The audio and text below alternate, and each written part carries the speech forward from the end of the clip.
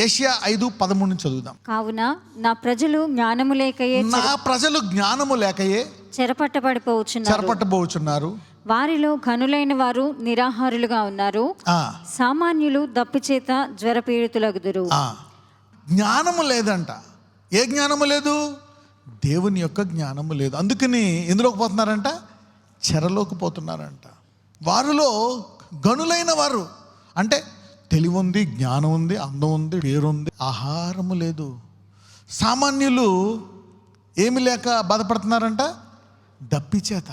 కానీ అక్కడ పిలుపు ఉందా? దప్పికొని వారులారా నా వద్దకు రండి, అనుదినము ఆహారం మీకు ఇవ్వడానికి నేను సిద్ధంగా ఉన్నాను. అది వద్దు అని వెళ్ళిపోయే వారికి ఏం జరుగుతుందో చూద్దాం.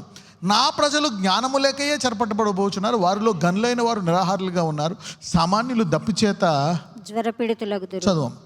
అందుచేత ఎందుచేత అంటే వీళ్ళందరూ దేని వాస్తవ్యులు అయిపోయారు?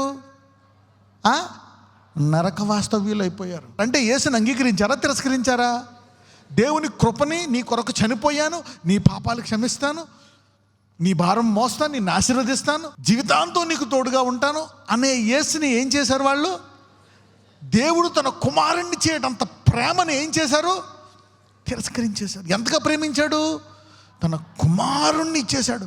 తన కుమారుణ్ణి ఇచ్చిన దేవుడు సమస్తమును when he gave his son, దాన్ని తిరస్కరించిన తర్వాత ఇక వారికి పాపక్షమాపణ ఉంటుందా? ఉండదు. అందుచేత చదవండి. అందుచేతనే పాతాళము గొప్ప ఆశ పెట్టుకుని అపరిమితముగా తన నోరు తెరుచుచున్నది. వారిలో ఘనులను సామాన్యులను ఘోష చేయవారును హర్షించువారును పడిపోదు. అంటే వీళ్ళందరూ ఇలా తిరస్కరించినందుకు therefore my people are gone into captivity because they have no knowledge, and their honorable men are famished, and their multitude dried up with thirst. Verse 14, therefore hell enlarged herself and opened her mouth without measure. అంటే వాళ్ళు ఎప్పుడైతే దేవుని తిరస్కరించారో వాళ్ళ ఏముంది? నరకం. ఎంతమందికి అర్థమైంది? ఎప్పుడో నరకం కాదు, ఇప్పుడే వాస్తవం. అలాగే యేసుని అంగీకరించారా? ఆ పరలోక రాజ్యం యొక్క అర్హత ఇప్పుడే మీలో ఉంది. Talk to your neighbour and say you are heaven అనండి. ఎస్, యు సీ దట్ నా హెల్ ఏమైందంట? ఎన్లార్జ్. అసలు నరకం ఎవరి కొరకు చేశాడు ఆయన? అపవాదికి వాడి అనుచరులకు చేశాడు. కొంతమంది అపవాదిని మారుస్తాను, వాడు మారిస్తే మొత్తం ప్రాబ్లమ్ సాల్వ్ అయిపోద్దని ప్రేర్ చేస్తున్నారు. వాడు మళ్ళీ వెనక్కి వెళ్ళలేడు. వాడిని పరలోకం నుంచి దేవుడు దోసేశాడా? కిందకి తోసేశాడు. He fell down from heaven with all his angels. వాడితో పాటు దూతలన్నీ కూడా పడిపోయాయి. సరే, వాడు పడిపోయాడు, మళ్ళా పరలోకం వెళ్ళగలడా? వాడికి పశ్చాత్తాపం ఉందా? లేదు. కానీ నువ్వు వద్దనుకొని వెళ్ళిపోయి తండ్రి నుంచి చెడు సహవాసాలు చేసి దాన్ని పోగొట్టుకొని, చెడ్డ పనులు చేసి పోగొట్టుకొని, ఒకవేళ నువ్వు పశ్చాత్తాపడితే మళ్ళా తండ్రి దగ్గరికి వస్తే నీకేం చేస్తాడు? నీ క్యాడర్ ఏమన్నా తగ్గిస్తాడా? అదే రింగు, అదే వస్త్రం, అదే భోజనం, అదే క్యాడర్. యేసుని నమ్మిన వారికి అంత ఘనత. అపవాది ఎన్ని పడిపోయింది, వాడు తిరిగి దేవుడి దగ్గరికి డోంట్ ప్రే. అందుకనే భూమి మీద వాడి మీద అంత కేంద్రీకరించకుండా రక్షించు అనేకుల్ని, స్వార్థ ప్రకటించు, పడకుండా అనేకుల్ని కాపాడు. You see that now this is the privilege that you and I have. Your position will never go down. మీరు అందరూ అనుకోవచ్చు, అరే నేను పడిపోయాను, దేవుడు నా ప్రార్థన ఆలకించాడు, నా పని అయిపోయింది. లేదు, నీ క్యాడర్ కొంచెం కూడా తగ్గలే. నీతిమంతుడు 7 మార్లు పడి తిరిగి లేస్తాడో అప్పుడు ఎవరు నువ్వు? నీతిమంతుడువే. ఈరోజు ఎవరెవరైతే ఏదన్నా అయిపోయి నాలో దేవుని రాజ్యం వెళ్ళిపోయిందా, నాకు ప్రార్థన శక్తి పోయిందా, నాకు అది ఇవ్వడం అనుకుంటున్నావా? నీ క్యాడర్ మారలే, అలాగే ఉంది. నీవేమడిగినా దేవుడు ఇవ్వడానికి సిద్ధంగా ఉన్నాడు, నీ ప్రార్థన ఆలకించడానికి సిద్ధంగా ఉన్నాడు. రైట్. సో ఇక్కడ చూస్తే మొదటగా దేవుని రాజ్యము ఎప్పుడు స్వీకరించామో మనలోకి దేవుని రాజ్యము కనపడుతుందంట. రైట్. నా ఇంకా దానికి కొన్ని అర్హతలు చూద్దాం. మత్తయి సువార్త 5:3, ఆత్మ విషయమై దీనులైన వారు ధన్యులు, పరలోక రాజ్యము వీరిది. మొదటగా మనం ఏం చూసాము? కొత్తగా ఏం చేయాలంట? జన్మించాలంట. రెండవది ముఖ్యమైన గుణం ఏంటంట? దీనత్వము. యేసు ప్రభువా, నీవే దేవుడవు, నువ్వే నన్ను సృష్టించావు, సమస్తము నీదే అని ఎవరైతే ఒప్పుకుంటారో వాళ్ళు ఎవరంట? దీనులు. మీలో కొంతమందికి అనేక స్వభావాలు ఉండొచ్చు, కొంతమందికి కొంచెం దురుసుగా మాట్లాడవచ్చు. మనం ప్రైడ్ అంటాం కాదు. మీరు యేసుని అంగీకరించాను కాబట్టి మీరు అందరూ దీనులే. You are a humble person. Matthew 3:2, మారు మనసు పొందుడని యూదయ అరణ్యములో ప్రకటించుచుండెను. ప్రభువు మార్గం సిద్ధపరచుడి, ఆయన త్రోవలు సరళము చేయడని అరణ్యములో కేకలు వేయ ఒకని శబ్దము అని ప్రవక్త అయిన యెషయా ద్వారా చెప్పబడిన వాడు ఇతడే. పశ్చాత్తాపపడ్డం అంట దేవుని రాజ్యానికి. ఏంటంట దాన్ని ఏమంటారు? మారు మనస్సు. అంటే ఏమని మార్చుకున్నావు? ఒక మనస్సు నువ్వు మార్చుకున్నావు. మారు మనసు అంటే ఏంటి? యేసుయే నా రక్షకుడు, ఆయన మార్గంలోనే వెళ్ళాలా అని నువ్వు ఎప్పుడైతే అనుకుంటావో నీకేమొచ్చినట్టంట? మారు మనస్సు. తొట్టిల్లతో అటు ఇటు వెళ్తావు కానీ ఏమొచ్చింది? కానీ నీకేముంది? మారు మనసు. అంటే దేవుని రాజ్యానికి ఇవన్నీ ఏంటంట? అర్హతలు. ఇవన్నీ మీకున్నాయి. పక్కన చెప్పండి, ఇవన్నీ నీకున్నాయనండి. నా మత్తయి సువార్త 13:44. పరలోక రాజ్యము పొలములో దాచబడిన ధనమును పోలి ఉన్నది.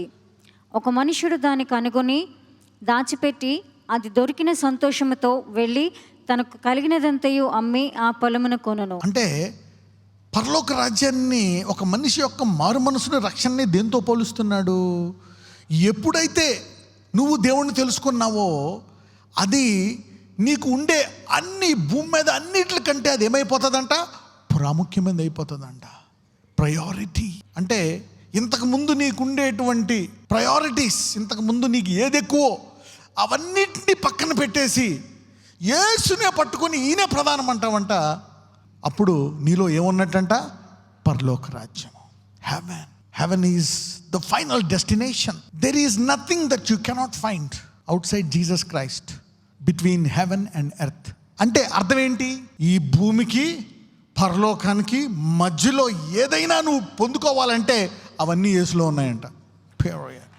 నీ వ్యాపారమా, వివాహమా, డబ్బా అన్నీ ఉన్నాయి. అంటే యేసులో లేనిది లేదు. అప్పుడప్పుడు దేవుడు ఆలస్యం చేసి నీ హృదయాన్ని పరీక్షిస్తాడు. అబ్రహాంను అలాగే పరీక్షించాడు.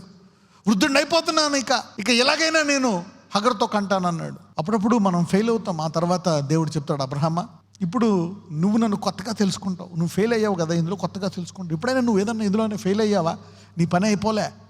ఈ దేవుణ్ణి దాన్ని ఎలా జయించాలి, అందులోంచి విజయం ఎలా రప్పించాలి అని ట్రైనింగ్ కోసమే నువ్వు ఫెయిల్ అయ్యావు. అంతేగాని దేవుడికి దూరం అవలే. అప్పుడు దేవుడు అబ్రహాంతో ఏమంటాడో తెలుసా?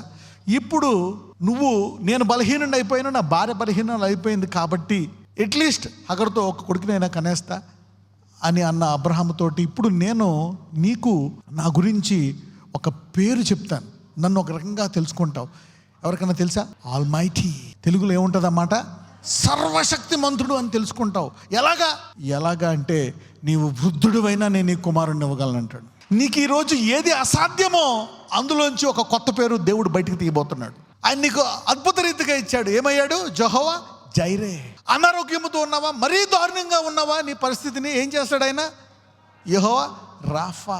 చనిపోయి 3 రోజులు దుర్గంధం కొడుతుందా, నేనే జీవమును పునరుద్ధానమును కూడా కొత్తగా తెలుసుకుంటున్నాడు. For every problem your faith will solve it and give God a different name. మీలో సమస్యలన్నిటిని దేవుడు తీసేసి మీరు దేవుడికి కొత్త నామముతో, కొత్త గీతంతో స్తుతించుదురుగాక.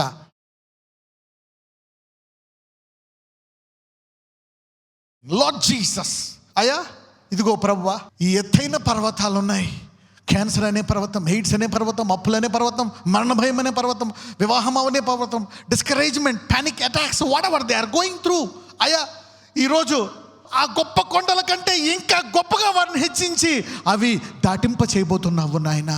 ఏ కొండలైతే ఉన్నాయో వారి జీవితంలో, వారి వ్యక్తిగత జీవితంలో మోయలేని భారము విధవరాళ్ళు మోస్తున్నారా అయ్యా? అనేక మంది పురుషులు కుటుంబ భారం మోయలేకపోతున్నారా? ఏ విషయాల్లో మోయలేకపోతున్నారో వాటికంటే గొప్పగా హెచ్చించి ఒక సాక్ష్యవంత దినాల్లో ప్రతి ఒక్కరికి ఒక సాక్ష్యము దేయమని నజరేయుడైన యేసుని ప్రార్థిస్తున్నాము తండ్రి. God bless you. You will rise above your highest mountain.